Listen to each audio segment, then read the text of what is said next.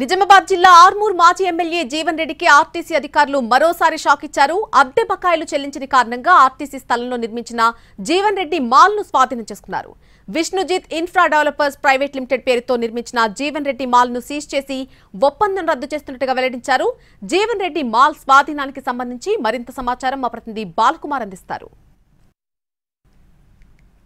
ఆర్మూర్ మాజీ ఎమ్మెల్యే జీవన్ రెడ్డికి ఆర్టీసీ అధికారులు బిగ్ షాక్ ఇచ్చారు. ఆర్టీసీ స్థలంలో నిర్మించిన జీవన్ రెడ్డి కాంప్లెక్స్ని సీజ్ చేశారు.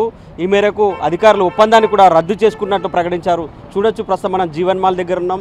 ఇదే మాల్, దీనికి సంబంధించి దాదాపుగా 2,51,00,000 బకాయిలు పేరుకుపోయాయి. గతం నుంచి కూడా నోటీసులు జారీ చేశారు. కానీ మాల్ యాజమాన్యం సరైన రీతిలో బకాయిలు చెల్లించకపోవడంతో ఆర్టీసీ అధికారులు ఒక ముందడుగు వేశారు. బకాయిలు చెల్లించకపోతే సీజ్ చేస్తామని ముందస్తుగా ప్రకటించారు. ఆ ప్రకటనలో భాగంగానే ఆర్టీసీ కాంప్లెక్స్ను అయితే పూర్తిగా సీజ్ చేసిన పరిస్థితి. దాదాపుగా 2,51,00,000 బకాయిలున్నాయి.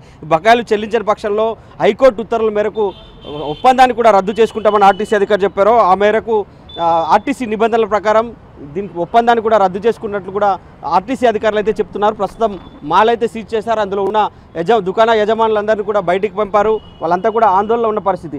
దాదాపుగా 2,51,00,000 బకాయిలు అయితే పేరుకుపోయాయి. దీనికి సంబంధించి ఆర్మూర్ వాసులు ఉన్నారు. సార్, అంటే ఇంత పెద్ద మొత్తంలో బకాయిలు కానీ ఇప్పటివరకు ఆర్టీసీ అధికారులు వైపు చూడలేదు. ఇప్పుడు సీజ్ చేసి ఎట్లా చూస్తారు దీన్ని? మేము ఆయన ఆర్మూర్ ఎమ్మెల్యే జీవన్ రెడ్డి గారు ఎమ్మెల్యేగా ఉన్నప్పటి నుంచి కూడా మేము దీని మీద పోరాటం చేస్తూ ఉన్నాం. ఆయన ఆర్టీసీ డబ్బులు కట్టడం లేదు, ఆర్టీసీకి నష్టం జరుగుతూ ఉంది అని చెప్పేసి పలుమార్లు మేము ఫిర్యాదు కూడా చేసినాం.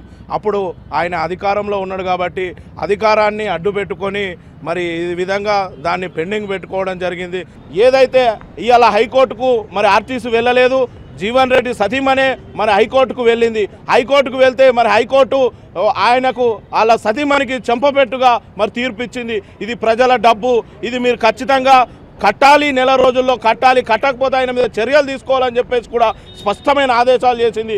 ఈ ఆదేశాల రూపంగా మార్చి 21 నాడు హైకోర్టు ఇచ్చినటువంటి ఆదేశాల ప్రకారం జీవన్ రెడ్డి సతీమణి రజితారెడ్డికి చెప్తా ఉన్నాం, తక్షణమే దీని బకాయిలు చెల్లించి ఆర్టీసీ దీన్ని పూర్వం ఇంతకుముందు గతంలో తీసుకున్నటువంటి ఏదైతే ఆర్మూర్ వ్యాపారస్తులు ఉన్నారో వాళ్ళకే, ఆర్మూర్ వ్యాపారస్తులకే ఈ షాపింగ్ కాంప్లెక్స్ చెందేలా ఆర్టీసీ కూడా ప్రభుత్వం కూడా చర్యలు తీసుకోవాలని చెప్పేసి సందర్భంగా డిమాండ్ చేస్తాం.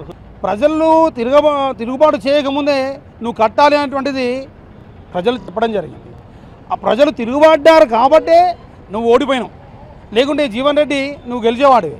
ఎందుకు నువ్వు చేసినటువంటి అక్రమాలు అన్యాయాల కారణంగానే ఆర్టీసీ నష్టం నుండి తెలిసి కూడా ఒక ఎమ్మెల్యే ప్రజాప్రతినిధి ఉండి ప్రజల కోసం నువ్వు పనిచేయాల్సింది పోయి అదే ప్రభుత్వాన్ని, అంటే నువ్వు ఏదైతే ప్రభుత్వంలో ఉన్నావో అదే ప్రభుత్వాన్ని మోసం చేయడమే కాదు, నీకు ఎన్నికల్లో గెలిపించినటువంటి ఆ ప్రజలను కూడా నువ్వు మోసం చేస్తూ దుకాణదారులు కూడా బయటకు పంపారు. ఏమైనా ఒప్పందాలు ఉంటే నేరుగా ఆర్టీసీ సంస్థతో చేసుకోవాలని కూడా